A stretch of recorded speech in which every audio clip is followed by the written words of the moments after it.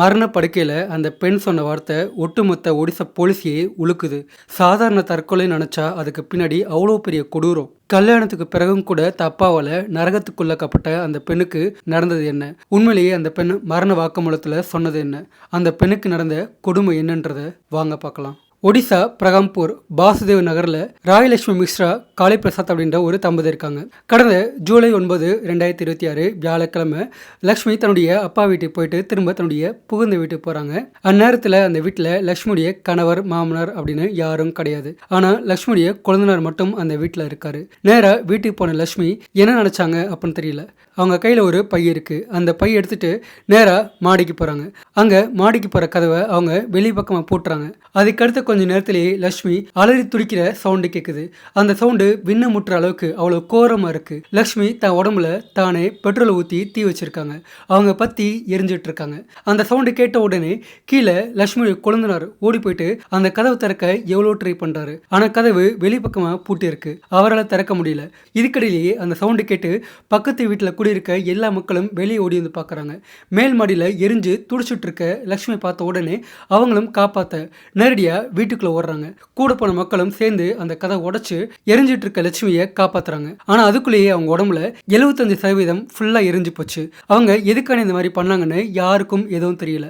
உடனே ஆம்புலன்ஸுக்கும் போலீஸ்க்கும் கால் பண்ணி அதை பத்தி இன்ஃபார்ம் பண்றாங்க. ஃபர்ஸ்டா அந்த ஸ்பாட்டுக்கு ஆம்புலன்ஸ் வந்து சேருது. லட்சுமி மீட்டு பக்கத்துல இருக்க MCCH அப்படின்ற அரசு மருத்துவமனை கொண்டு போறாங்க. அங்க அவங்களுக்கு டாக்டர்ஸ் சிகிச்சை கொடுக்க ஆரம்பிக்கிறாங்க. இன்னொரு பக்கம் அந்த விஷயம் தெரிஞ்சு லட்சுமியுடைய கணவர் மாமனார் அப்படின்னு எல்லாரும் அங்க வர்றாங்க. எல்லாரும் ஒருத்தருக்கு ஒருத்தர் பேசிக்கிறாங்க.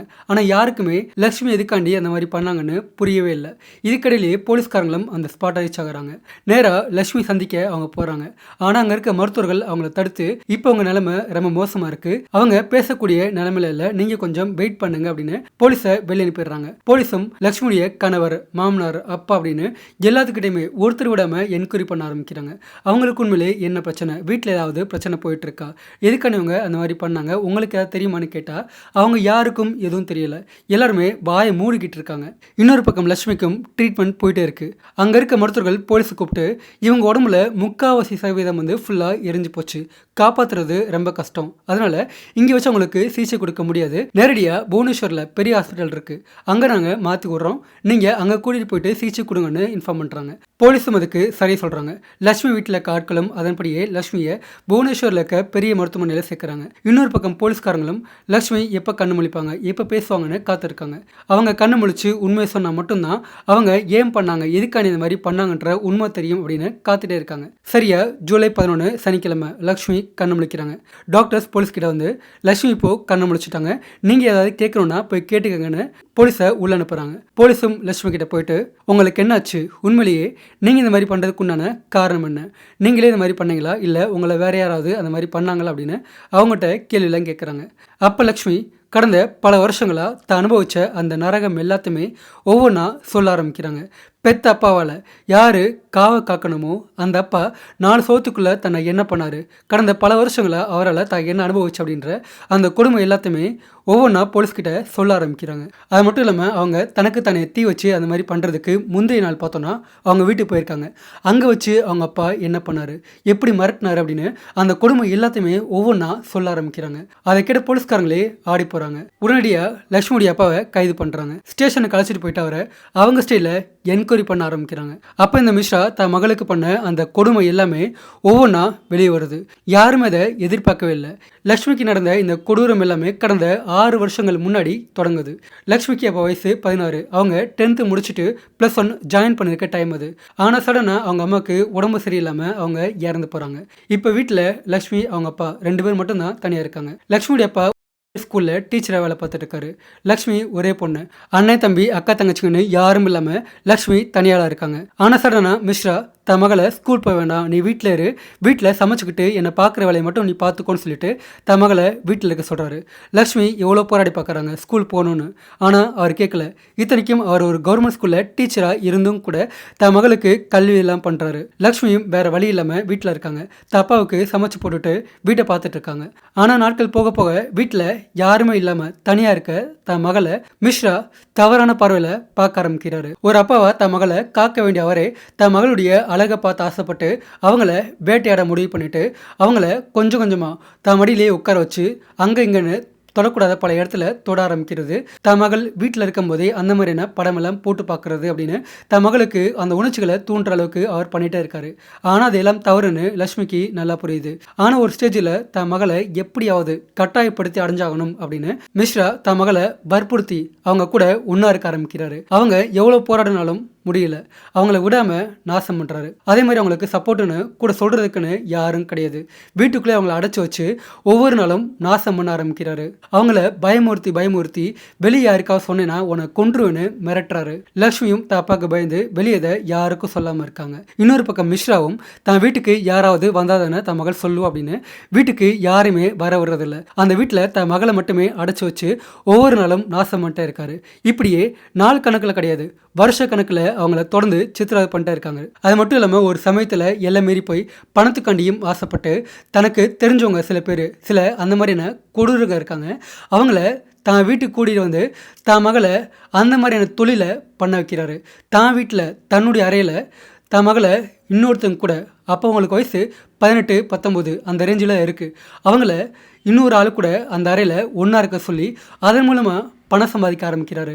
லக்ஷ்மி எவ்வளோதான் போராடினாலும் என்னால் முடியாதுன்னு எவ்வளோ சொன்னாலும் அவங்கள அடித்து டார்ச்சர் பண்ணி அதை பண்ண வைக்கிறாரு. அதன் மூலமாக வர பணத்தில் அவர் குடிக்க செலவு பண்ணுன்னு நல்லா தன் வாழ்க்கையை என்ஜாய் பண்ணிட்டு இருக்காரு. லக்ஷ்மியும் அதை வெளியே சொல்ல முடியாமல் பாய் இல்லாத ஒரு நாக்கு பூச்சியாக அந்த கொடுமை எல்லாத்தையுமே அனுபவிச்சுட்டே இருக்காங்க. 4 சவத்துக்குள்ளே தன் அப்பாவால் நடக்கிற அந்த கொடூரம் எல்லாத்தையுமே அவங்க அனுபவிச்சுட்டே இருக்காங்க. இப்படியே 4 வருஷங்கள் போகுது. ஆனால் சடனாக மிஸ்ராவுக்கு என்ன தோணுச்சுன்னு தெரியல. தன் மகளுக்கு கல்யாணம் முடிச்சு வேற வீட்டுக்கு அனுப்பணும்னு அவன் முடிவு பண்றான். அவன் அந்த முடிவை ஏன் எடுத்தான், எதுக்கு எடுத்தான்னு தெரியல. தனக்கு தெரிஞ்ச சொந்தக்காரங்க மூலமா ஒரு பணக்கார குடும்பத்துடைய வரன் வருது. அவங்க கோடீஸ்வரங்க. அந்த குடும்பத்துக்கும் லட்சுமியை ரொம்ப பிடிச்சி போகுது. கல்யாண வேலை எல்லாத்தையும் பக்காவா பிளான் பண்ணி கடந்த டிசம்பர் 2025 காளி பிரசாத் அப்படின்றவருக்கும் லக்ஷ்மிக்கும் திருமணமாகுது. ஆனா திருமணமாகிறதுக்கு முந்தின நாள் வரைக்கும் லக்ஷ்மியை அவங்க அப்பா நாசம் பண்ணி தான் இருந்திருக்காரு. அப்போ கூட தன் மகளுக்கு கல்யாணமாக போதுன்னு விட கிடையாது. அப்பையும் அவங்க கூட ஒன்றா இருந்திருக்காரு. இன்னொரு பக்கம் லக்ஷ்மியும் அது எல்லாத்தையுமே தன் மனசுக்குள்ளே போட்டு மூடி வச்சிருக்காங்க, புதைச்சிருக்காங்க. இது எல்லாமே கல்யாணம் முடிகிற வரைக்கும் தான். கல்யாணம் முடிச்சு நம்ம புகுந்த வீட்டு போயிட்டோம்னா தப்பாவுடைய தொல்லை இருக்காது அப்படின்னு அவங்க நினச்சிட்டு இருக்காங்க. கல்யாணம் நல்லபடியாக முடியுது. லக்ஷ்மி புகுந்த வீட்டு போகிறாங்க, வாழ ஆரம்பிக்கிறாங்க. அங்கே கொஞ்ச காலம் நல்லபடியாக போகுது. ஆனால் அதுக்கடுத்தும் கூட மிஸ்ரா விடாமல் தன் மகளை நாசம் பண்ணுறான்.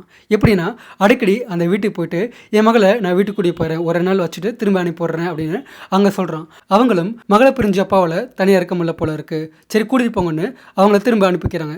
லக்ஷ்மி இல்லை நான் போகல இங்கே இருக்குன்னு எவ்வளோ சொல்லி பார்த்தாலுமே அவங்க அதை கேட்கல. இன்னொரு பக்கம் மிஸ்ராவும் அங்கே இருக்க ஆட்கள் மண்டையை கழுவி தன் மகளை வற்புறுத்தி திரும்ப தன் வீட்டுக்கு கூட்டிகிட்டு போகிறான். திரும்ப தன் மகளை தன் வீட்டில் வச்சே நாசம் பண்ண ஆரம்பிக்கிறான். கல்யாணமான பிறகும் தன் அப்பாவால் லக்ஷ்மி நாசமாக்கப்பட்டே இருக்காங்க. இப்படி கல்யாணம் முடிச்ச பிறகு வெறும் 5 மாதத்துக்குள்ளேயே பலமுறை லக்ஷ்மியை தன் வீட்டுக்கே கூட்டிகிட்டு போயிட்டு அவன் நாசம் பண்ணிக்கிட்டே இருக்கான். அது மட்டும் இல்லாமல் அவன் எதுக்காண்டி லக்ஷ்மியை தான் மகளை அந்த பணக்கார குடும்பத்துக்கு கல்யாணம் முடிச்சு கொடுத்தானோ அந்த நோக்கத்தை நிறைவேற்ற ஆரம்பிக்கிறான். என்ன பண்ணுறான், லக்ஷ்மி கிட்ட இந்த மாதிரி எனக்கு 10 லட்சம் பணம் தேவைப்படுது, உன்னுடைய மாமனார்கிட்ட அதிக பணம் இருக்குது, நீ கேட்டு வாங்கி கொடுன்னு லக்ஷ்மி கிட்ட கேட்குறான். லக்ஷ்மி அதுக்கு நோ சொல்கிறாங்க, இல்லை என்னால் முடியாது சொல்கிறாங்க. ஆனால் மிஸ்டர் விடாம அவங்கள ஃபோர்ஸ் பண்ணி நேரடியாக தானே அந்த வீட்டுக்கு போயிட்டு லக்ஷ்மியுடைய மாமனார்கிட்ட பேசி மொத்தம் 10 லட்சம் பணத்தை கடனாக கேட்குறான். அப்போ அவங்களும் சம்மந்தக்காரர் தானே கொடுத்துருவார் அப்படின்ற பேரில் நம்பி 10 லட்சம் பணத்தை கடனாக கொடுக்குறாங்க. ஆனால் மிஸ்ரா அந்த பணத்தை வாங்கின பிறகு கண்டபடி அதை செலவு பண்ண ஆரம்பிக்கிறாரு.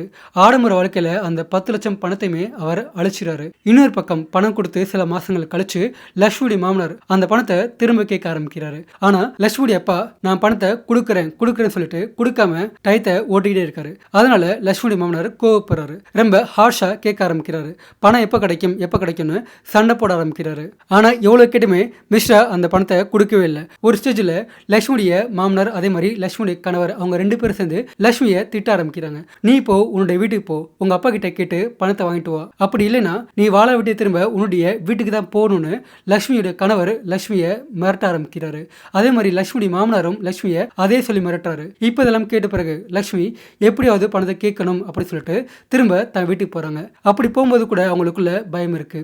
ஒரு பக்கம் பணத்தை கேட்டால் அப்பா என்ன பண்ணுவாரோ, அடிப்பாரோ, டார்ச்சர் பண்ணுவாரோன்ற ஒரு பயம். இன்னொரு பக்கம் தன்னை நாசம் பண்ணுவாரோன்ற இன்னொரு பயம். அந்த பயத்தோட தன் வீட்டுக்கு போகிறாங்க. ஜூலை 7, 2026 அவங்க தன் வீட்டுக்கு போகிறாங்க. அப்பா கிட்ட போயிட்டு இந்த மாதிரி பணம் கேட்குறாங்கப்பா, கொடுங்க அப்படின்னு சொல்லிட்டு அவங்க கொடுத்த பணத்தை திரும்ப கேட்குறாங்க.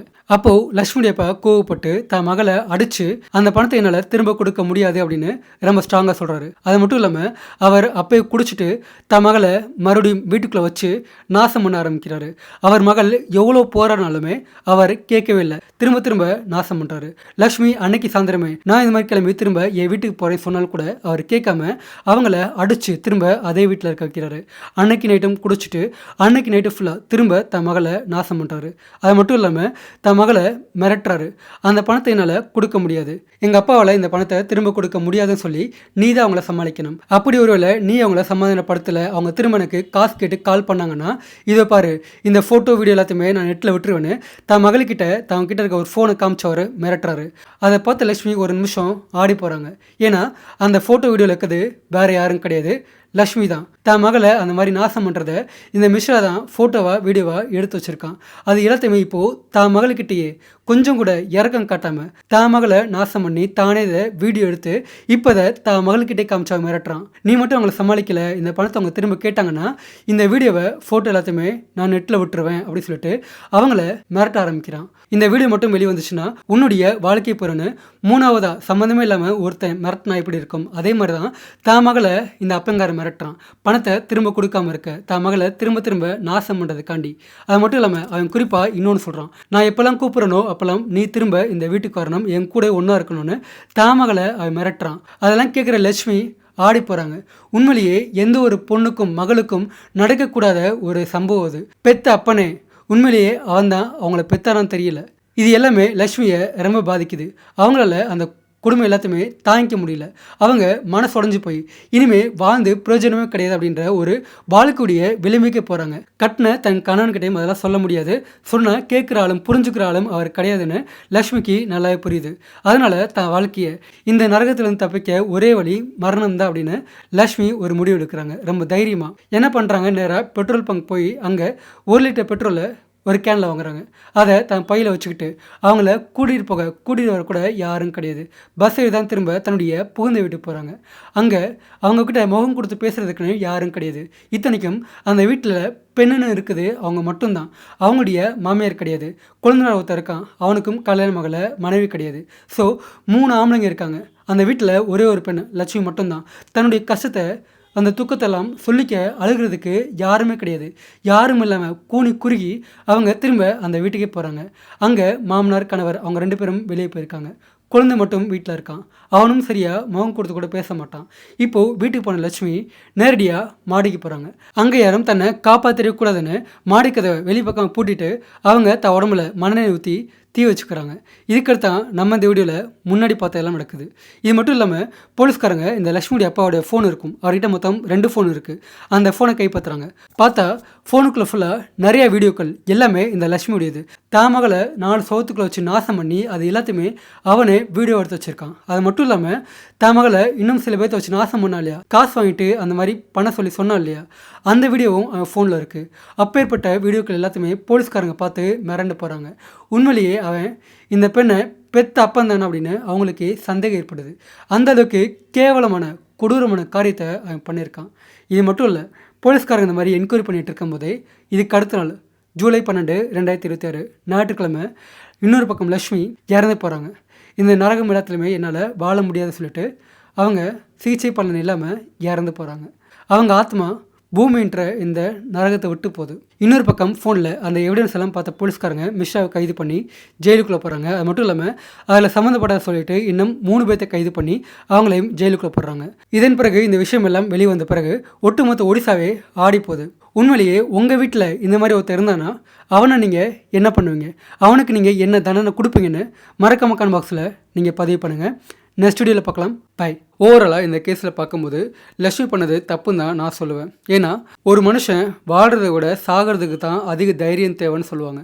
அப்பேற்பட்ட தைரியம் தான் உடலில் தானே தீ வச்சுக்கிறாங்கன்னா அவ்வளோ தைரியம் லக்ஷ்மிக்கு இருக்குது.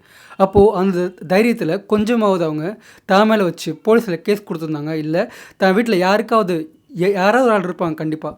அவங்கக்கிட்ட சொல்லியிருந்தாங்கன்னா அவங்க அன்னைக்கு உயிரோடு இருந்திருப்பாங்க. அது மட்டும் இல்லாமல் இவனுக்கும் கடுமையான தண்டனை வந்து கிடச்சிருக்கும். பெண்கள் வந்து ரொம்ப தைரியமாக இருக்கணும். லட்சுமி மாதிரி இன்னும் நிறைய பெண்கள், லட்சுமி மட்டும் கிடையாது, நிறைய பெண்கள் அந்த மாதிரியான சுச்சுவேஷனை இன்னும் கடந்து வந்துட்டே இருக்காங்க. அதை அனுபவிச்சுட்டு இருக்காங்க சொல்லப்போனால். நான் இப்போயே சொல்கிறேன், இந்தியாவில் பெண்களுக்கு எதிரான குற்றங்களுக்கு எதிரான அந்த சட்டங்கள் வந்து கொஞ்சம் கடுமையாக இருக்குது. ரொம்ப ஓவராக இல்லை அப்படின்னாலும் கொஞ்சம் கடுமையாக தான் இருக்குது. தைரியமாக வெளியே போங்க. உங்களுக்கான குரல் கொடுக்க நிறைய பேர் இருக்காங்க. அவங்ககிட்ட போயிட்டு உங்களுடைய அந்த இதை சொல்லுங்கள், தைரியமாக சொல்லுங்கள். தற்கொலை வந்து எதுக்குமே தீர்வாகாது. இன்னும் கொஞ்சம் ஓப்பனாக சொல்லப்போனால் அவங்க தன்னைத்தானே அழைச்சிக்கிட்டதுக்கு பதிலாக வேறு மாதிரி முடிவு எடுத்திருக்கலாம். நான் என்ன சொல்ல வரேன்றது உங்களுக்கே நல்லா தெரியும். வேறு முடிவு எடுத்திருக்கலாம். இருந்தாலும் இப்போதைக்கு போலீஸ்காரங்க இவனை கைது பண்ணியிருக்காங்க. ஆனால் இவனுக்கு எந்த மாதிரியான தண்டனைகள் கொடுக்க போகிறாங்க அப்படின்னு தெரியல. உங்கள் வீட்டில் அந்த மாதிரி ஒருத்தர் இருந்தான்னா, உங்களுக்கு தெரிஞ்சு உங்கள் பக்கத்து வீட்டில் யாராவது அந்த மாதிரி பண்ணான்னா நீங்கள் அவனை என்ன பண்ணுவீங்க? அவனுக்கெல்லாம் என்ன மாதிரியான தண்டனைகள் கொடுக்கணும்னு மறக்காமல் நீங்கள் கமெண்ட் பாக்ஸில் பதிவு பண்ணிட்டு போங்க. வீடியோ பிடிச்ச மறக்காம ஒரு லைக் பண்ணுங்கள். அப்போ தான் இந்த வீடியோ இன்னும் நிறைய பேர் ரீச் ஆகும். ஓகேங்களா? நெக்ஸ்ட் வீடியோவில் பார்க்கலாம். அதுவரை நான் உங்கள் தீரன். பை.